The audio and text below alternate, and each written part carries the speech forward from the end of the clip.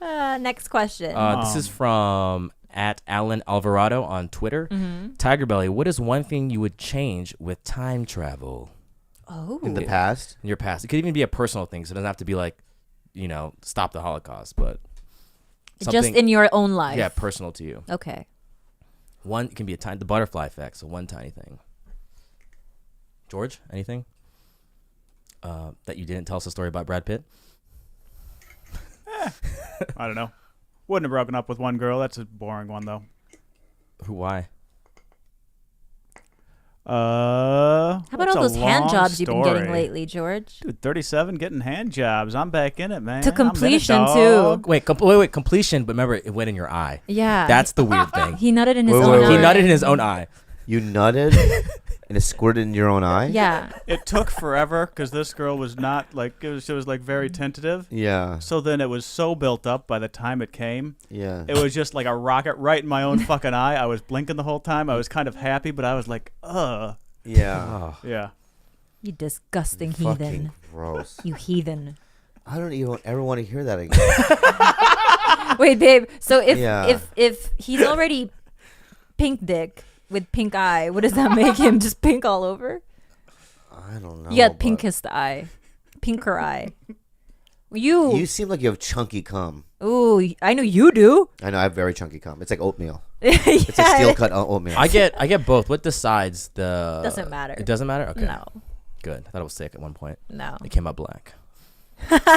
Anyway, Clear. honestly, that question really threw me for a loop because of the fact that I believe that I wouldn't change anything about my life right now, and I believe that if I changed anything in the past, it could indirectly affect my life. True. Right. So Yeah.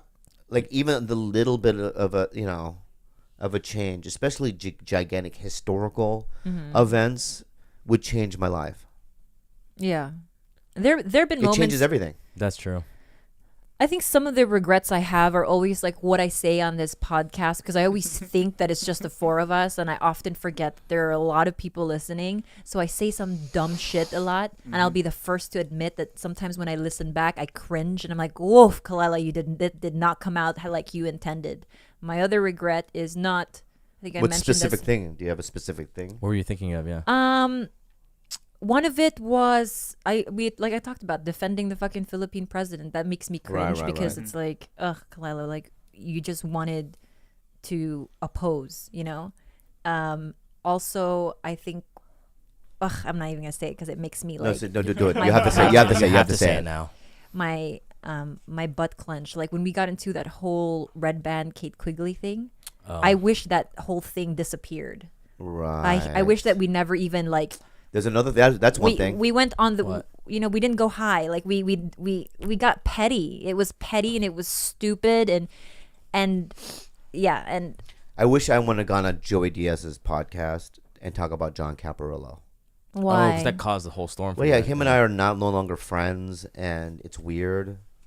It may never get fixed, and I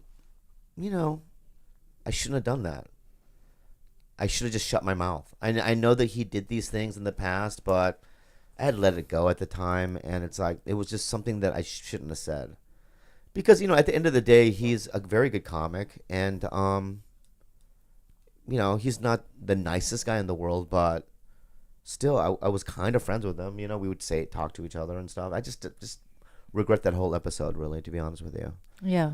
Especially him yelling at me and getting that screaming fight that we had. Yeah. Yeah, I didn't like it. That's another thing is like getting into wars with comics in general, which is I'm always in the middle of them. I'm just done with that. Yeah, that feeling is not something that I I hate ever it. want to feel. Even that whole thing with us talking about like Charlie and whatnot. Yeah. That had repercussions, and I didn't go unscathed, and he wanted to, retaliate in his own way, and I accept it. But at the same time, it's unsettling. It's unsettling, and it doesn't make you feel good. It doesn't make your day go well. And Yeah. it's like a lot of things I've learned this year is that it doesn't always have to be said, especially when it's like personal stuff, really, really personal stuff. We don't need to say it. There are a ton of other things that we can talk about. We can share a few things, about our lives like in the past. But if it's happening today, maybe we should sit on it a little longer before we, maybe let it marinate a little longer. Let the situation marinate before we talk about it, because friendships could end, people could get hurt, and it's just not a good place to be. Yeah, that whole thing was it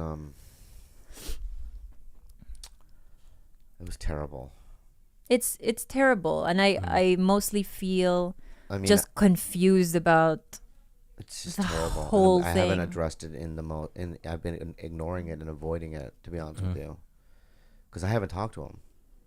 Oh, I thought there was an aftermath. No, I haven't talked to him in months. He thought that it would make him feel better to unleash all his anger towards me. I think that he truly believes that somehow I've manipulated Bobby to go against him, and it's like the only thing I've manipulated Bobby to do is to write you checks. That's the only manipulation I've done. When Bobby was reluctant to help, the only thing I've ever said to Bobby is don't leave your friend hanging. So for the fact that he wants to troll on Instagram and say all these things about me is really unsettling, because it's like, dude, I was always on your side. I came up with it, hashtag Charlie is a good guy. I made stickers of his face. I really wanted to see what we could do with him, because he was his best friend. And it makes me really sad that all of a sudden I became enemy number one to him, when I always felt like in my heart I wanted him to be a part of our family. I wanted him to be our ally. I wanted to be his ally. And I don't know, that just makes me sad altogether. But that's another regret, I guess, is just talking about it at all. Yeah. At all. He didn't,